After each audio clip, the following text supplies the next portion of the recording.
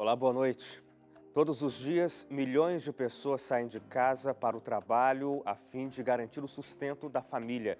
O problema acontece quando o funcionário é surpreendido com um acidente de trabalho ou ainda quando descobre que tem uma doença ocupacional desenvolvida ao longo do tempo. Em 2017, dor nas costas foi o que mais afastou os brasileiros dos postos de trabalho. Foram mais de 83.800 casos. O Realidade em Pauta de hoje fala exatamente sobre isso, os acidentes de trabalho e os prejuízos com afastamentos e auxílios-doença. Em um país com um alto índice de acidente de trabalho e doenças ocupacionais, não é difícil encontrar pessoas que viram de perto, pelo menos, uma destas situações.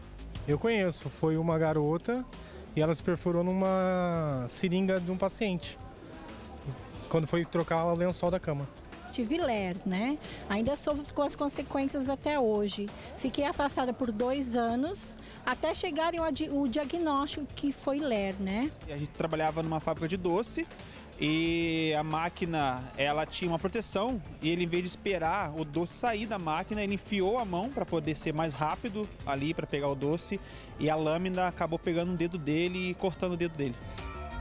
Acidentes do trabalho não são casos isolados, se forem consideradas apenas as notificações feitas até o dia 27 de abril de 2018, os números chegaram a 184.519 fatalidades. Entre os casos mais comuns estão cortes, lacerações, fraturas, contusões, esmagamentos e amputações. No mesmo período, os acidentes de trabalho no país causaram a morte de 653 pessoas, isto considerando apenas os casos que foram comunicados ao Ministério do Trabalho. Um outro desafio do servidor é a exposição a fatores que podem provocar doenças do trabalho. O trabalhador que está manuseando uma serra elétrica, então, devido à falta de segurança, ele vem a perder os seus dedos trabalhando com a serra. Então, isso é um acidente do trabalho. A doença do trabalho, ela não é pontual, ela se dilui ao longo de um tempo. Então, por exemplo, o trabalhador na linha de produção, ele faz uma série de movimentos repetitivos, assume postura anti-ergonômica e ao longo de algum tempo ele vem a ser portador de uma doença ocupacional. Em 2017, dor nas costas foi a doença que mais afastou os brasileiros dos postos de trabalho. Foram mais de 83.800 casos. Nos últimos 10 anos, a enfermidade tem liderado a lista de doenças mais frequentes entre os auxílios-doença concedidos pelo INSS. É uma pena que o Brasil, hoje tem uma norma de segurança do trabalho, que é a portaria 3.214 de 78, que hoje tem 36 normas regulamentadoras, é considerada a norma de segurança e medicina do trabalho mais completa, uma das mais completas e complexas do planeta. Porém, considerada por todos os empresários humanamente, tá certo? Impossível de implementação, porque gera custos altíssimos. Quer dizer, então é o seguinte, a vida humana, tá certo? O ser humano nessa hora aqui, eu sei que não é assim que funciona, mas nessa hora a gente iguala o ser humano como máquina, equipamento, como produtividade. Para evitar um acidente de trabalho, o colaborador deve fazer uso de equipamentos necessários para a sua própria segurança. Além disso, quando um trabalhador é atingido, toda a sociedade também é. Quer saber como? Embora o uso de equipamentos seja importante, as empresas poderiam tomar medidas de segurança mais eficazes. Elas preferem fazer com que o trabalhador trabalhe como uma espécie de astronauta, com capacete, com óculos de segurança, com fone de ouvido, plug, bota, luva. Então, ele aparelha o trabalhador, ao invés de mexer no ambiente de trabalho. Entre 2012 e 2017, o Observatório Digital de Saúde e Segurança do Trabalho registrou 636.411 cortes e feridas, 529.360 fraturas, 476.283 contusões e esmagamentos e 33.851 amputações. As empresas só fazem segurança na CIPAT, Semana Interna de Prevenção de Acidente de Trabalho. Algumas empresas não usam nem a semana inteira, usam um dia para se fazer a semana. Quer dizer, é uma coisa muito rápida, né? A empresa, muitas vezes, só faz segurança do trabalho, só implementa um programa de segurança do trabalho após uma denúncia ou após ser fiscalizado no Ministério do Trabalho ou, tá certo, em consequência de uma reclamação trabalhista, seja por doença ocupacional, por acidente de trabalho e outras coisas relacionadas que têm anexo de causa na atividade laborativa. Com tantos anos de experiência jurídica na área trabalhista, a advogada fala de um dos maiores obstáculos enfrentados pelo colaborador. Então, o que ele faz? Ele fica trabalhando, doente, vai no ambulatório médico, toma um Voltaren ou tipo qualquer coisa assim anti-inflamatória e volta para a sua atividade. E ele posterga o máximo possível de fazer esse afastamento devido ao medo de ser demitido. Para o técnico de segurança, há necessidade de respeito mútuo entre patrões e empregados. Os trabalhadores hoje pouco, tá certo, conhecem sobre a legislação de trabalho, sobre as consequências do acidente, tá certo, não só para a nação, não só para a empresa, mas principalmente para a vida dele, né, que afeta diretamente a questão psicológica, a família. Então eu acho que o que está faltando é uma reorganização da questão do respeito mútuo.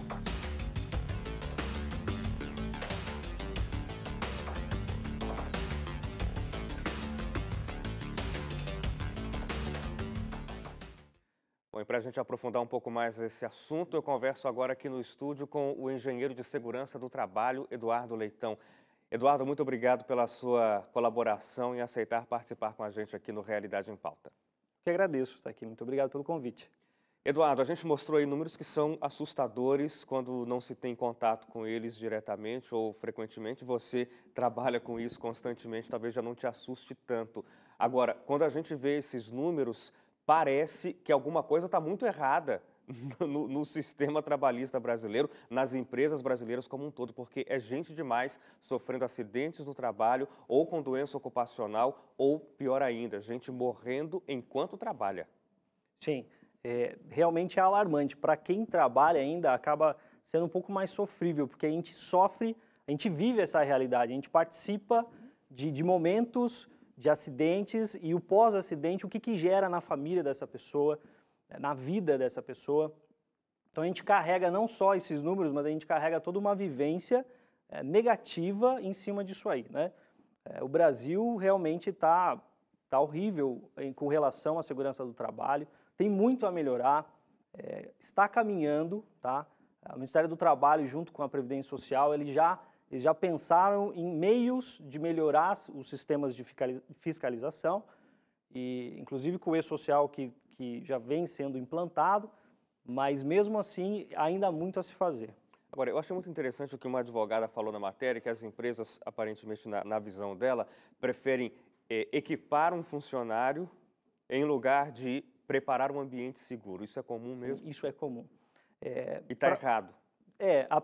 A princípio sim. O que a norma pede é que as empresas elas consigam adotar primeiramente a proteção coletiva. Então, se você tem identificado um risco na sua empresa, o ideal seria você eliminá-lo de uma vez por todas. Se você não consegue fazer a eliminação desse risco, você tem que proteger as pessoas que trabalham lá, nesse ambiente de trabalho. Como é que você faz isso? Minimizando esse risco, controlando esse risco, adotando medidas de proteção coletiva, que vai proteger todos de uma forma só, de uma maneira só. Alguns casos, economicamente falando, tecnicamente falando, não são possíveis, tanto de eliminar quanto de fazer uma implantação de um sistema coletivo que normalmente é mais caro. As empresas, por sua vez, optam por distribuir os equipamentos de proteção individual, que é o que ela falou. As pessoas trabalham como se fossem robôs, né, astronautas de tanto equipamento que essa pessoa usa, achando que é a melhor forma de se prevenir um risco, quando na verdade não é. É uma segunda opção, né? Então, a priori, deveria ser adotadas as medidas de proteção coletiva. Agora, existe algum tipo de atividade que invariavelmente vai trazer algum tipo de problema para o funcionário, seja uma doença ocupacional, algum estresse, algum tipo de problema para a sua saúde? Sim, existem várias, né? O Ministério do Trabalho, ele elaborou uma lista de agentes de risco e as suas doenças, suas possíveis doenças. Quando não adotadas medidas de proteção, as chances são muito altas das pessoas adquirirem essas doenças. Então, mas com as medidas de proteção implantadas e rodando e funcionando de uma forma adequada, essas doenças elas podem ser evitadas. Esse é o lado bom, é o lado que a segurança do trabalho atua, na prevenção. A princípio, quando a gente não consegue eliminar determinado risco, a gente atua de uma forma que a gente minimize o máximo possível desse risco. Assim, dessa forma, minimizando o risco, a exposição, a sensibilidade daquele trabalhador já muda e a chance dele desenvolver uma doença ou um acidente são poucas. Claro. Quais seriam, Eduardo, as principais ações que, por exemplo, um funcionário precisaria ter para ele evitar problemas? É claro que talvez a pergunta seja muito ampla, vai depender do setor em que ele esteja trabalhando, que tipo de atividade ele desempenha, mas o funcionário tem responsabilidade também com a sua própria segurança? Tem, com certeza. A empresa ela tem que dar esse suporte, dar essa formação e cobrar que o funcionário faça de uma maneira correta e segura para ele. Aqui no Brasil a gente sofre muito com a parte comportamental, que mesmo uma empresa estruturada, que tem uma máquina adequada com a NR12, que dá o treinamento adequado para o funcionário, mesmo assim o funcionário dá aquele jeitinho brasileiro e dá um jeito de bypassar a máquina ou fazer da forma que lhe garanta mais produção, ou uma forma mais confortável de se fazer. Então ele engana a própria máquina e se engana, porque ele coloca a vida em risco, a saúde dele, ele se expõe a uma coisa que pode sofrer um acidente. Então ele tem um papel fundamental. As ações dele são partes importantes na prevenção de um acidente e na prevenção de uma doença. Sim. A gente tem que ir para o intervalo agora, Eduardo. Daqui a pouco a gente volta, a gente faz uma pausa bem rápida, são 2 minutos, não sai daí que o Realidade volta já.